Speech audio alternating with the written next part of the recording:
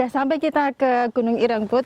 Oh, jadi ini yang disebut sama masyarakat sekitar ini adalah Gunung Ireng yang menjadi tempat geowisata sekarang ya, Bu ya? Iya, kemarin dulu kita sudah pernah ke sini ya, waktu ada field trip vulkanologi kan. Iya. Nah, sekarang kita ke sini lagi untuk melihat secara detail. Kalau kemarin hanya garis besarnya saja, sekarang kita melihat secara detail apa sih yang sudah ketemu di sini. Nah, kita lihat seperti apa ya. Nah, ini nih, kayaknya ini gini. Ini adalah batuan gunung api yang sudah terbentuk belakangan. Kita lihat di sini warnanya coklat, ya. Kemudian di sini warnanya abu-abu. Nah, kayaknya ini adalah batuan yang tua dan itu adalah batuan yang muda. Nah, yang mudanya, yang ini mengalir melalui morfologi pada waktu itu. Nah, kita lihat perbedaannya apa ya. Kita pakai palu, coba ya kita lihat seperti apa dalamnya. Apa sih yang membedakan antara batuan ini dengan batuan yang ada di sekitarnya? Bisa nggak? Nggak susah, Bu. Oh, udah susah ya. Oke. Jadi ini warnanya agak abu-abu, coba kita lihat.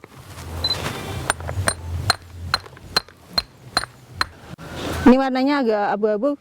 Jadi di sini itu sudah ditetapkan sebagai kawasan cagar alam geologi dan juga memiliki SK sebagai geoheritage. Jadi kita nggak boleh pukul-pukul, ambil sampel sembarangan gitu nggak boleh sekarang. Jadi hanya boleh melihat aja secara fisik kayak apa sih warnanya, kemudian komposisinya apa gitu ya. Jadi hari ini kita hanya bisa seperti itu. Jadi nggak apa-apa ya, seperti itu saja. Jadi kita kalau melihat di sini ada material gunung api, ini ada namanya aglomerat. Oh iya. Ya, aglomerat itu adalah batuan yang diendapkan secara balistik oleh aktivitas gunung api ketika erupsi berlangsung. Jatuh bebas, kemudian diendapkan di sekitar tubuh gunung api itu sendiri. Kita coba lihat situasi di sebelahnya, di sini.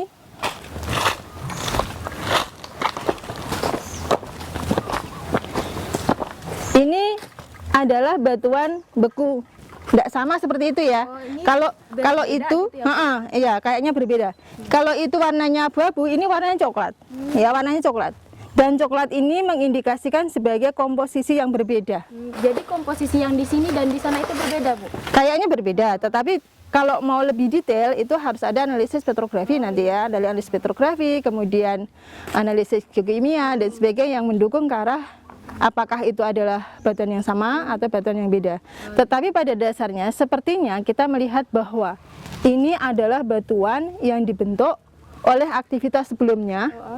Kemudian setelah itu mungkin mati ya, sehingga pada tahap berikutnya baru diendapkan yang berwarna abu-abu gelap itu. Nah, itu yang miliknya Gunung Ireng, sedangkan ini yang mungkin sebagai hasil dari aktivitas gunung api Ngelanggeran tua. Nah, Ngelanggeran tua. Nah, jadi kalau hasil penelitian terdahulu itu menyebutkan bahwa Ngelanggeran itu ada yang terjadi sebelum formasi Semilir dan ada yang terjadi setelah formasi Semilir. Oh begitu, berarti ini produk dari Ngelanggeran ada di Gunung Ireng gitu? Iya betul, jadi Ngelanggeran tua ada, Ngelanggeran muda juga ada. Menarik sekali ya materi kita untuk pagi hari ini. Ya, ini kita tandai di sini. Nah, jadi ada batuan ini Ngelanggeran tua, formasi Ngelanggeran tua. Nah yang ini tadi kita sudah lihat tadi, itulah yang Ngelanggeran muda. Hubungannya mestinya ini tidak selaras karena batuan ini kondisinya sudah lapuk. Dan kalau kita lihat di sini, Ngelanggeran muda itu numpang di atas paleomorfologi yang berbeda.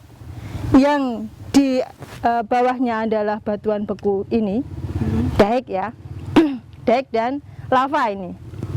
Yang daik yang ini, yang lava yang ini.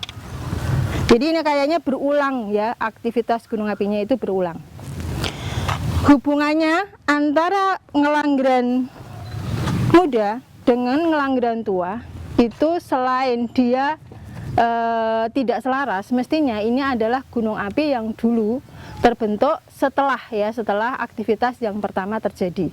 Selesai dulu, baru kemudian belakangan. Cirinya apa? Cirinya adalah selain karena lapuk, komposisinya berbeda.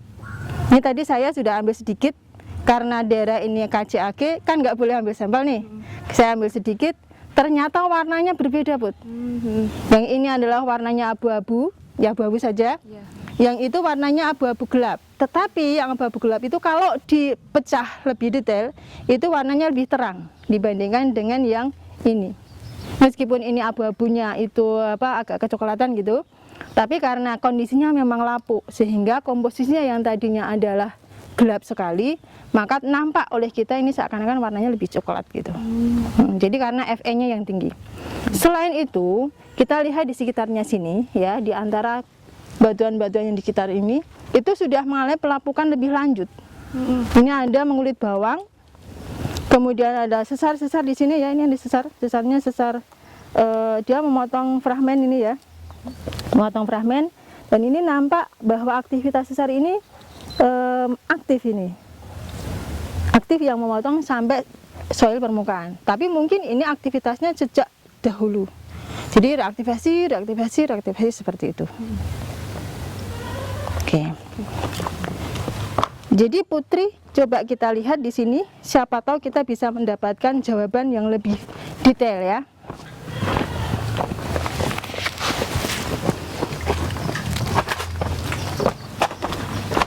Nah, ini dia.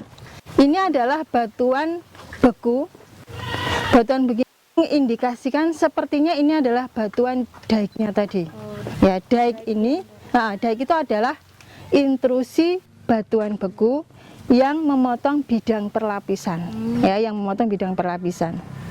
Kalau misalnya kita melihat kolomnya itu tegak gitu ya, tanpa ada, kalau ini kan sudah terkena sesar-sesar dan kekar gitu ya. Tapi kalau tegak-tegak seperti ini gitu, itu nanti baru yang disebut dengan lava. Tapi kalau kita lihat ini ada yang horizontal ini. Ya, ada yang horizontal sepertinya ini berjajar gitu ya. Ini mengindikasikan bahwa daiknya itu memang terbentuk ketika batuan gunung api itu, aktivitas gunung api itu masih berlangsung. Ya. Dan ini terstrukturkan. Ini ada struktur tektonik ini ya. Ada struktur tektonik, dan kalau kita cermati ini batuan ini rasanya ini sudah terbentuk berulang-ulang. Ada yang berwarna kekuningan ini ya. Warna kekuningan ini adalah batuan sulfida. Batuan sulfida pirit. Ada piritnya. Pirit ini adalah pre-aktivitas ini atau terbentuk setelah gunung Ngelanggeran muda. Tetapi yang jelas aktivitasnya secara berulang. Dari Ngelanggeran tua ini ke Ngelanggeran muda. Jadi berulang-ulang. Gitu. Jadi kalau menurut kalian setuju nggak kalau ini adalah Ngelanggeran tua? Karena kondisi fisiknya yang sudah berbeda dibandingkan dengan yang ada di sebelah sana. Setuju nggak kalau ini Ngelanggeran tua? Artinya ini berbeda produk dibandingkan dengan yang sana tadi. Gitu. Setuju nggak? Iya. Ya, setuju ya. Nanti kita catat bersama-sama bahwa ini adalah produk dari Ngelanggeran tua. Artinya aktivitas Gunung Ireng ini sudah dimulai sejak Ngelanggeran tua, gitu. Dan Ngelanggeran tua itu kapan? Yaitu ketika sebelum formasi semilir ada. Gitu ya.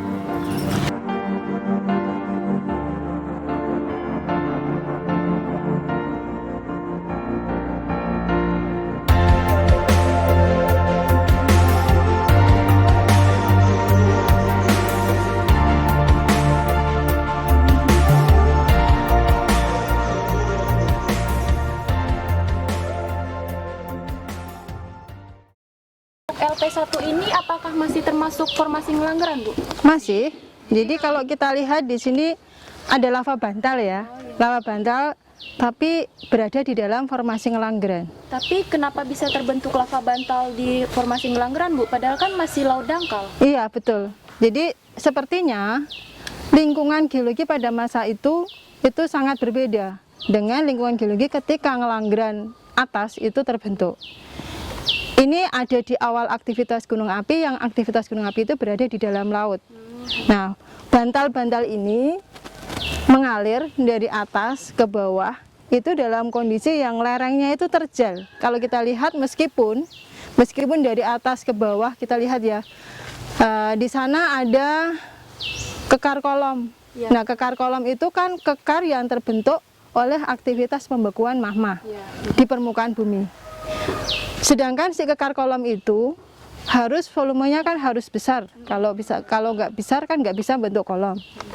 Kemudian di sini kita lihat ada seperti aliran, yang aliran itu menyebar ke segala arah nih ya, menyebar ke segala arah. Artinya lava-lava ini mengalir dengan cepat menuju ke bagian bawah gunung api itu dengan kondisi yang tekanannya itu tinggi, Bud. Jadi tekanannya tinggi. Jadi pastinya pada waktu itu mestinya kalau tekanannya rendah nggak akan bentuk bantal. Tapi karena ada bantal kita bisa melihat tekanannya tinggi, suhunya sangat rendah. Nah, suhu yang rendah itu yang menyebabkan pembekuan ini menjadi retak-retak seperti ini. Nah, retak-retak sambil membentuk bantal. Nah, kalau tekanannya rendah, misalnya dia dekat dengan permukaan, ada udara bebas, maka yang terbentuk adalah breksiasi. Ya, lava dengan breksiasi atau autoklastik breksia gitu. Tetapi kita lihat di sini masih masif ya, masih membentuk bantalnya itu masih jelas sekali. Jadi pasti aktivitasnya di sini waktu itu cepat. Di samping cepat ada genangan yang kemudian menurun lereng. Artinya apa kalau dia ada genangan di situ? Mungkin saja di situ ada kawah. Nanti kita bisa lihat ke arah sana ya. Nanti kita lihat kawahnya ya. Kawahnya seperti apa. Jadi kalau di sini kita lihat ada penjelasan nih di sini ya, di LP1 lava bantal. Ini lava bantal berbentuk bantal, mengindikasikan sebagai hasil aliran magma plastik atau cair bersuhu sangat tinggi ya, dan bertekanan sangat rendah pada media air bervolume besar ya. Lava bantal aja ini itu kan ini kan basalt nih, warnanya gelap nih. Kita lihat di situ warnanya itu gelap. Jadi saya tak ambil sampelnya. Ini ada, kayaknya nggak perlu deh. Nggak perlu, kita lihat di sini.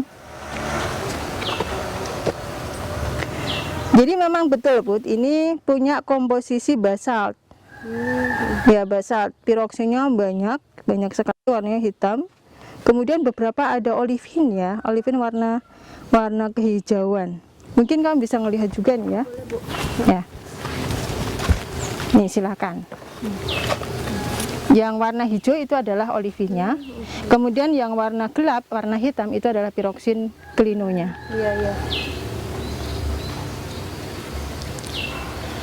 Kalau kita runut tadi, itu di atas kan ada batuan yang warnanya coklat ya.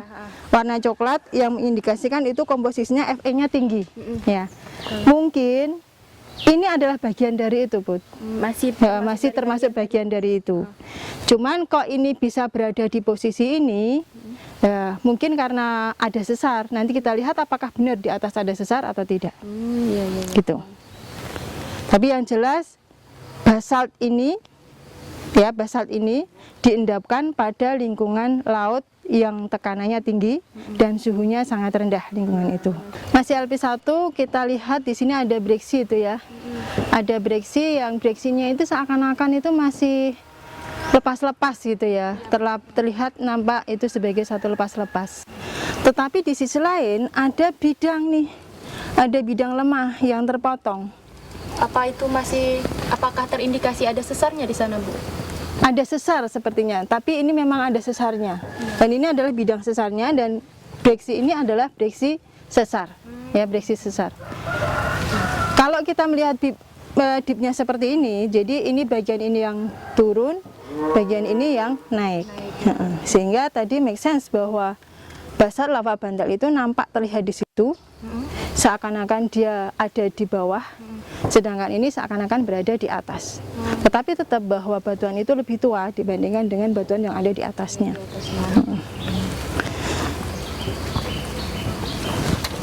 Dan ini nampak sebagai satu longsoran lokal waktu itu ya, ketika ada aktivitas gunung api berlangsung.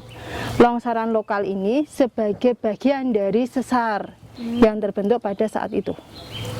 Dan itu adalah batuan yang tua, warnanya sama itu ya, warnanya sama dengan yang di lokasi pertama tadi, lokasi yang sana tadi, waktu kita datang. Ya. dan batuannya nampak berwarna agak kecoklatan. Ya, Berarti apakah produk yang di sini dengan yang di sana sama berarti ya? kayaknya sama, ya sama. Gitu. Dan kita lihat di sini ada fragmen-fragmen yang warnanya bermacam-macam ini ya. Ada fragmen warna coklat, kemudian ada fragmen warna kehijauan, ya. Ada yang abu-abu dan ini sangat runcing. Oh iya. Yang ini sangat runcing dan ini juga sangat runcing. Ini bahkan sangat runcing sekali, tapi warnanya coklat. Iya. Nah, apa itu yang warna coklat? Apakah itu masih batuan vulkanik? Tapi kalau kita lihat di sini, yang warna coklat ini rijang, Mbak. Ini adalah rijang. Oh ini rijang. Nah, ini rijang. Ya, ini adalah rijang. Ini adalah rijang. Ini rijang. Kemudian ini adalah fragmen-fragmen yang sangat runcing yang terbentuk, mestinya ini berada pada lingkungan yang lebih dalam pada waktu itu. Lebih dalam itu apakah berada pada neritik atau neritik luar, itu yang harus ada analisis lebih lanjut. Cuman sayangnya di sini nggak ada fosil, nggak ada yang dijumpai ada fosil yang menyisip di sini, dan batuan karbonat juga nggak ada. Tapi yang jelas di bawah sana itu adalah batuan sedimen formasi Oyo. Oh yang di bawah Nah, jadi kapan-kapan kita bisa lihat ya di sana ya, di ujung sana itu adalah Kali Oyo. Nah, Kali Oyo lingkungannya itu kan sudah neritik luar, terbentuk setelah formasi Ngelanggeran, atau bahkan mungkin dia lebih muda dibandingkan dengan formasi Sambipitu seharusnya. Tapi dia dekat sekali dengan batuan ini.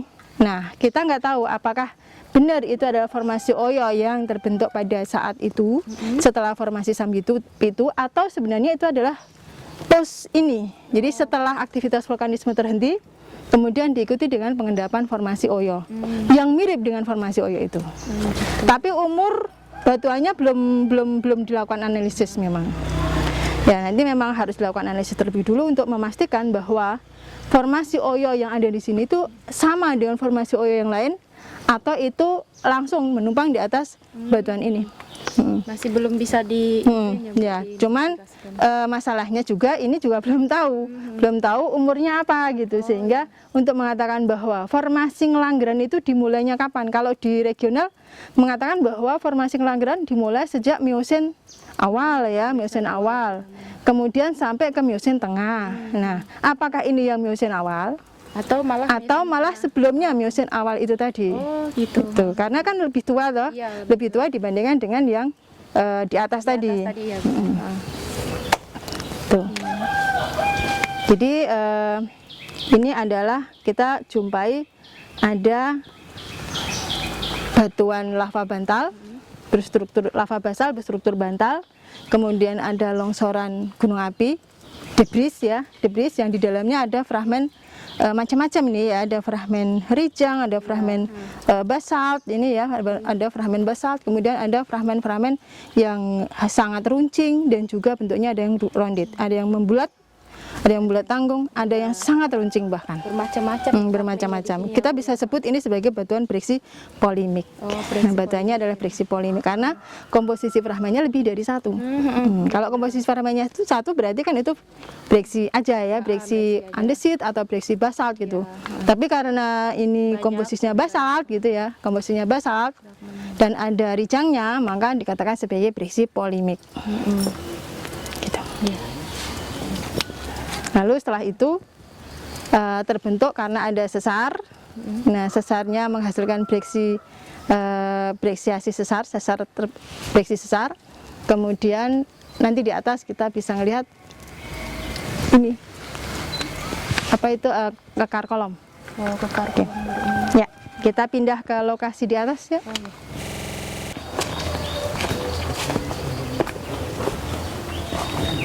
Ya, ini kita fase 2 yaitu lava dengan kekar kolom atau columnar joint ya.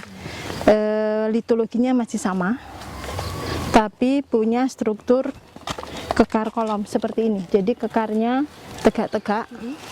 Kekar kolom itu terbentuk ketika ada aliran magma yang mengalir tegak lurus terhadap bearingnya.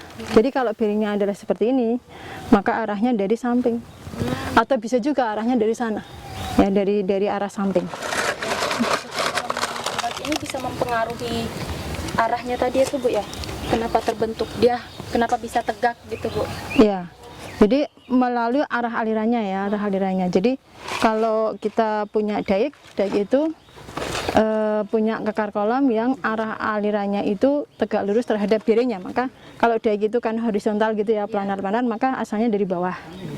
Sedangkan ini itu dari samping, ya dari samping. Dan kita lihat komposisinya masih basalt, ya masih basalt, dan mungkin ini tidak terlalu berbeda dengan batuan yang ada di bawah yang lava bantal tadi. Jadi kalau kita lihat juga ini berulang-ulang. Kadang bentuk bantal, kadang bentuk kolom, kadang bentuk bantal, kadang bentuk kolom, seperti itu. Ya, jadi gunung api yang kita miliki itu seperti ini. Tadinya ada di bawah laut gitu ya. Ini permukaan laut.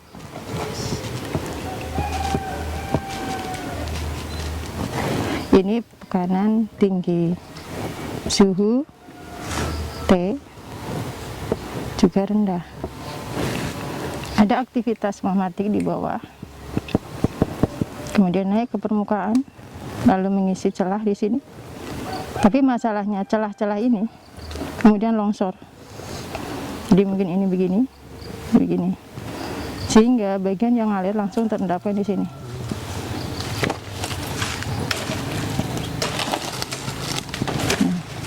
Mungkin nggak cuma sekali nih, sehingga terbentuk genangan di sini juga. Tapi terus kena longsor. Nah, karena berada di bawah laut, maka ini bentuk bantal-bantal. Gunung apinya dekat, besar atau kecil, bisa saja ini besar. Ini bisa saja besar. Hanya saja tidak sampai menuju ke bawah. Tidak sampai di sini. Hanya sampai di sini. Nah, kemudian ini terjadi pengangkatan sehingga bagian-bagian ini kemudian longsor. Dulu aktivitas ini sudah membentuk gunung. Ini adalah gunung api 1 dan andesit piroksin ya. Piroksin yang ada di atas tadi. Kemudian ini yang aktivitas berikutnya, bentuk basalt. Ada olivinnya tadi ya, jadi ini kayak olivin. Ini kayak piroksin. Jadi mekanismenya seperti itu. Lalu kalau kita lihat di sini, kita bawa ke arah sini. Jadi pada waktu itu ada aliran gini. Ini adalah aliran magma.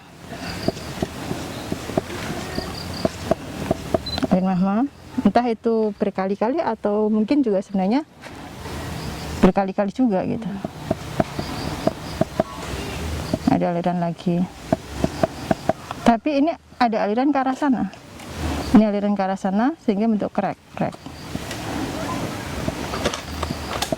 Ini kolomnya. Kolom. Jadi kalau kita lihat kan ini seperti ini.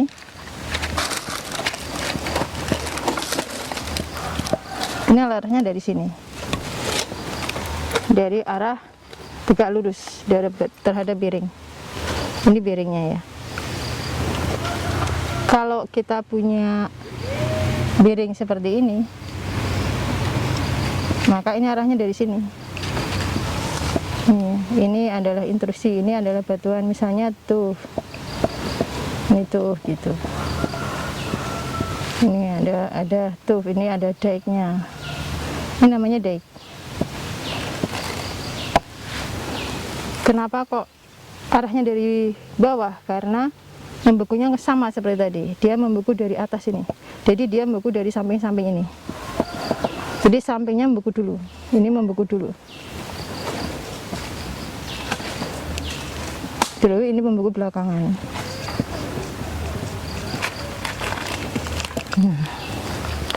Jadi itu. Ini sama. Yang ini membeku dulu.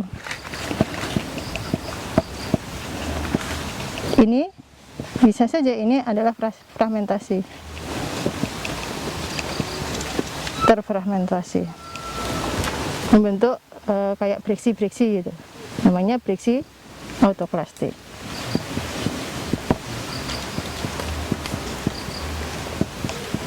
Jadi kalau kita lihat runtunannya tadi, paling bawah itu adalah bantal.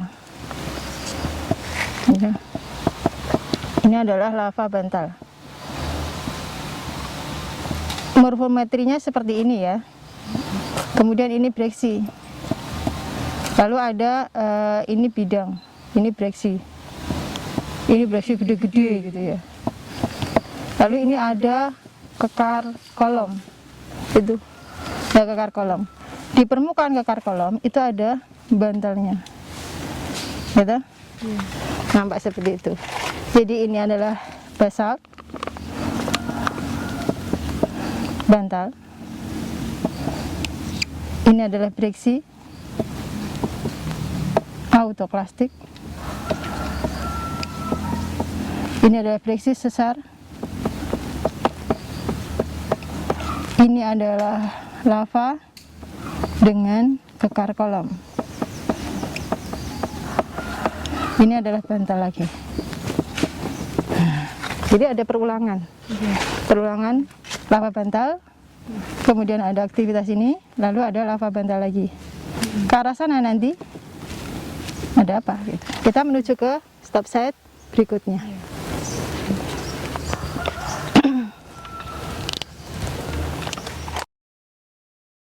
LP3. LP3 itu dicirikan oleh ada bentukan seperti ini. Di situ ya ada batuan yang punya struktur kekar kolom tetapi planar. Kekar kolom planar itu kalau dari depan nampak seperti ini. Jadi ada bentuk segi 5 gitu ya. Segi 5. Kalau kita runtut ke arah sana, ke arah belakang itu kayak gini nih posisinya. Jadi ini bagian depannya, ini bagian samping-sampingnya. Kalau seperti ini, maka sesuai dengan perjanjian kita bahwa kekar kolom itu adalah arah alirannya tegak lurus terhadap piring. Ini adalah piring. Nah, jadi tegak lurusnya kemana? Ya dari bawah. Karena nggak mungkin dari atas toh. Ini nggak mungkin. Dia pasti dari bawah. Dari bawah itu dari mana? Intrusi. Jadi ini itu terbentuk karena ada intrusi ke arah sana. Tuh, jadi ini adalah bagian dari diapirnya, sedangkan ini adalah arah dari intrusinya. Bagian luar kalau kita lihat di sini ada pecahan-pecahan kecil-kecil yang nampak seperti gelasnya banyak sekali, ya. Kandungan gelas yang ada di sini itu tinggi. Inilah namanya perlitik. Ini perlitik. Perlitik adalah gelas tipis yang mengelilingi batuan karena tidak mampu untuk mengkristal. Kenapa kok tidak mampu untuk mengkristal? Karena suhu batuan ini, suhu massa ini, suhu magma itu waktu itu telah sangat mendingin sehingga tidak sanggup lagi untuk membentuk kristal. Karena tidak sanggup lagi membentuk kristal, maka kemudian membeku dengan membentuk gelas, tidak membentuk kristal mineral. Ini melapisi bagian luar. Makin basah, makin tinggi komposisi Fe dan Mg, maka makin encer. Makin encer, maka dipaksa untuk membeku pada suhu yang tinggi. Jadi ketika suhunya itu sudah rendah, maka dia tidak sanggup lagi membentuk kristal. Yang terjadi adalah pembentukan gelas tipis ini, namanya adalah perlitik. Nah, perlitik dan juga ini namanya sebagai batuan intrusi ya, kalau seperti ini. Jadi berada pada leher bagian atas ya, berada pada leher bagian atas. Jadi di kepundan tidak, di mulut kawah juga bukan. Jadi dia berada pada daerah-daerah transisi ya, di daerah transisi. Namanya adalah ini ya, berada di mana dia terhadap gunung apinya ya. Ini adalah gunung apinya, kita punya namanya adalah kawah ya, kawah gunung api. Di dalam kawah gunung api itu bagian bawah menghubungkan antara dapur magma dengan bagian atas, yaitu kawahnya. Ini kawahnya. Magma yang mengalir ke permukaan itu tidak selalu memiliki volume yang besar. Akibatnya apa? Dia akan terkumpul di dalam kawah bagian bawah. Ya, kadang-kadang tidak sanggup sampai kawah, gitu, sampai bagian tengah kawah pun juga nggak sanggup dia. Sehingga mau nggak mau dia akan berada di posisi ini, yang disebut dengan diapir tadi. Jadi posisi diapir mengindikasikan bahwa batuan itu masih berada pada bagian bawah kawah, atas kepundan. Ya, jadi di kepundan sekali juga tidak, di kawah sekali juga tidak. Nah, makanya punya struktur seperti ini, struktur karkar kolom planar gitu, karkar kolom planar. Tapi kalau kita lihat di sekitarnya, kita bisa melihat bahwa yang planar tadi tidak betul-betul planar, tetapi miring, punya kemiringan lapisan batuan gitu. Jadi dia tidak betul-betul horizontal gitu, tidak tegak pun juga tidak. Horizontal sekali tidak, tegak juga tidak. Kalau kita lihat itu sekitar sudutnya adalah 15 sampai dengan 20 derajat ya. Itu piringnya. Sehingga betul dia memang pernah miring gitu ya, pernah mengalir secara tidak horizontal, tetapi dia sudah membeku di posisi itu. Oke, kita lihat batuannya. Jadi ini adalah yang kita sebut sebagai diapir tadi. Ya, diapir tadi. Kalau kita cermati satu persatu dari masing-masing kolom, kita melihat ini ada 1, 2, 3, 4. Ya, kadang membentuk 4, kadang membentuk seperti ini, ya, kadang juga seperti ini. Tapi kadang juga bentuk seperti ini, segi 5, 1, 2, 3, 4, 5, 6 malah 6 ya. 6 sisi, ya, membentuk 6 sisi. Kenapa kok berbeda-beda? Karena suhunya pada waktu itu berbeda. Jadi tidak sama, tidak homogen suhu 900 derajat saja semua gitu, enggak. Ada yang sudah punya suhu rendah, ada yang sudah masih punya suhu tinggi.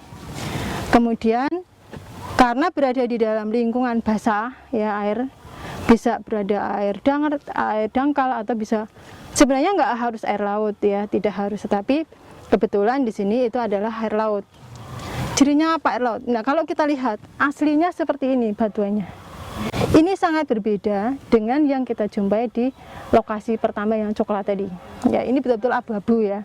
Dan di bawah situ itu ada yang berwarna hitam, hampir hitam gitu. Sehingga memang komposisinya antara yang di bawah sana dengan yang di sini sangat berbeda. Yang di sini kita bisa melihat mineral-mineralnya itu prismatik, pendeknya itu pendek sekali. Ya, pendek sekali. Bisa dibilang ini kalau piroksin, kalau nanti kita bisa sayat gitu ya, saya sudah sayat ya, sudah sayat batuan ini dan menjumpai ini adalah aigirin ya.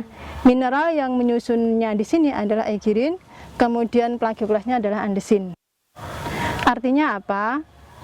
Kalau tadi itu mineralnya adalah plagioklasnya jenis labradorit sampai dengan bitaonit, kemudian di sini andesin, maka sudah ada proses diferensiasi dan asimilasi. Sudah berbeda mahma. Ya. Jadi yang mahma yang tadi itu sifatnya adalah basaltik, yang ini sifatnya sudah andesitik.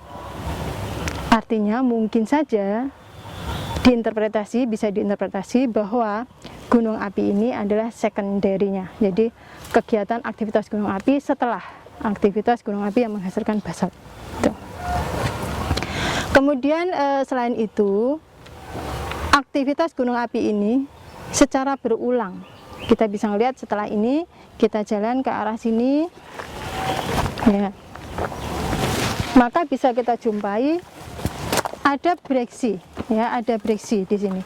Breksi ini memiliki bidang perlapisan, ya, ada bidang perlapisan di sini, ya. Bidang perlapisan ini bukan semata-mata dia pada waktu itu kemudian diendapkan di laut terus kemudian bentuk bidang perlapisan gitu, enggak. Tapi enggak.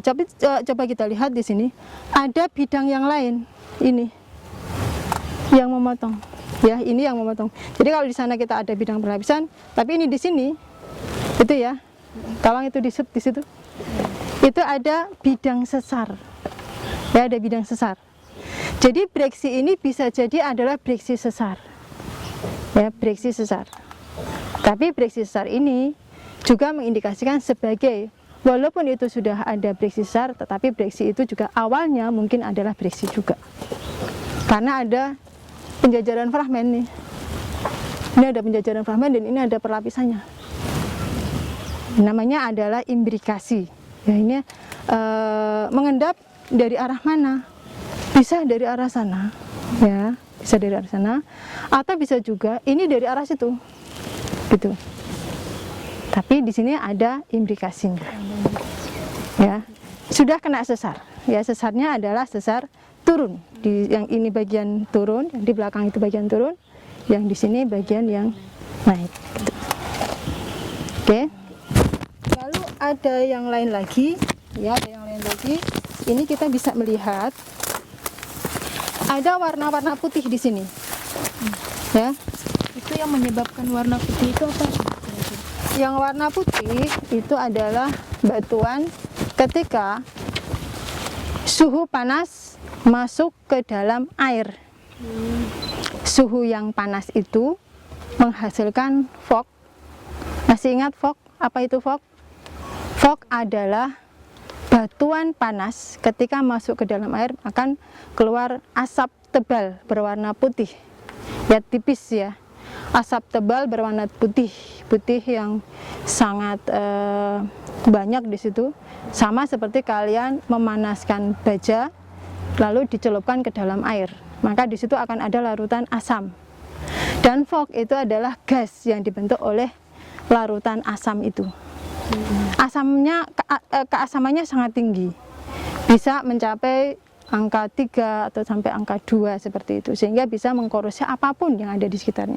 Sehingga kita bisa lihat di sini batuan-batuan yang sudah terbentuk ini mengalami pelapukan atau alterasi, ya, alterasi. Dan alterasi ini menjadikan batuan di sekitarnya itu ikut terubah sehingga menjadi berwarna putih. Nah, di situ juga ada warna putih. Itu. Oke. Nah, kita bisa lanjut ke arah sini ya. Nah, ini adalah kekar-kekar kolom yang terbentuk akibat ada pembekuan dari yang bagian leher gunung api tadi. Nah, leher gunung api. Ya, ini adalah daiknya. Daik yang tidak bisa dibilang daik murni ya, karena masih berada di bawah kawah tetapi di atas leher gunung api. Daik ya. Jadi ini adalah LP3 ya. Stop set ketiga, daik, transisi dan bloki lava. Nah, bloki lavanya ada di atas. Lava. Ini adalah daik transisi. Kemudian ini adalah bagging effect. Ya, kalau selama ini kalian sering mendengar bagging effect, pikirannya pasti yang namanya bagging effect itu pasti akan berwarna hitam. Iya. Ya, hitam, kemudian kayak tanah gitu ya, lembek gitu. Tapi enggak. Inilah bagging effect. Kalau berarti ini yang disebut bagging effect selama ini. Ya, ini nih bagging effect. Jadi kalau kita lihat di sini warna-warna putih nih, ini ya warna putih ini, ini bagging effectnya. Jadi ini kontak antara batuan yang intrusi dengan batuan yang diintrusi. Tapi ini dulu adalah bidang sesar. Nah, ini bidang sesar yang membuka sesarnya. Sesar membuka itu biasanya sesar apa? Sesar turun ya, sesar turun. Nah, bagian ini yang turun, bagian ini yang naik. Tetapi kemudian diisi oleh intrusi, ya intrusi daik miring. Nah, ini bagging efeknya. Nah, tapi masalahnya jangan dianggap bahwa yang namanya sesar pada waktu itu kayak kue dipotong pakai pisau gitu ya. Bagian tepian-tepiannya itu rata semua gitu ya. Enggak. Jadi kayak kalian mematahkan kayu. Ya, mematahkan kayu atau mematahkan batu. Ada yang tidak rata. Ada yang tidak rata. Nah, ini yang tidak ratanya. Ya, ini yang tidak rata. Nah, yang tidak rata ini biasanya akan mudah sekali terpanaskan. Sehingga warnanya jadi terubah. Nah, inilah namanya bagging effect. Nah, ini bagging effect. Jadi bagging effect itu sesuatu yang amorf ya, abstrak. Ya, abstrak. Yang bisa jadi itu kalau pemanasannya tingkat tinggi bisa halus ya, bisa berukuran sangat halus, bentuk lempung, namanya lempung argilik. Tapi kalau hanya seperti ini, dia sudah dingin ya, sudah tidak terlalu panas. Kalau intrusi Pluton itu suhunya sangat tinggi dan lama, ya, sehingga bisa menghasilkan batuan-batuan yang berkomposisi lempung, ya, argilik gitu. Tetapi kalau sekilas seperti ini hanya dalam beberapa saat, ya yang terbentuk juga tidak akan terlalu ya agak bulat-bulat gitu, bahwa lapili itu harus tidak selaras sebenarnya.